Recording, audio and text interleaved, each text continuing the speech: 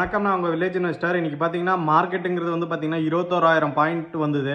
இப்போ 22,000 பாயிண்டில் க்ளோஸ் ஆகிருக்கு. இது ஒரு நல்ல ஆப்பர்ச்சுனிட்டி. டாடா மோட்டார் ஷேர் வந்து பார்த்தீங்கன்னா கிட்டத்தட்ட ₹568 அந்த ரேஞ்சில் போயிட்டு இருந்தது. இது ஒரு கன்சிடர் பண்ணுறதுக்காக நல்ல டைமு. 1-2 ஷேருங்கிறது கன்சிடர் பண்ணுங்கள். Tata motor shares and then பார்த்தீங்கன்னா சவுத் இந்தியன் பேங்க் ஷேர், அதுக்கப்புறம் வந்து பார்த்தீங்கன்னா கர்நாடகா பேங்க் ஷேர், இதெல்லாம் வந்து பார்த்தீங்கன்னா நல்ல பிஇ ரேஷியோவில் இருக்குது. நல்ல பார்த்தீங்கன்னா ஃபண்டமெண்டலாகவும் நல்லா இருக்கிற company Tata motor, south Indian bank, Karnataka banks. இது வந்து ஒரு வாய்ப்பு உங்களுக்கு. அதுக்குன்ட்டு ஒரேடியாக வாங்காதீங்க ஷேர்ஸை. 1-2ங்கிறது கன்சிடர் பண்ணுங்கள்.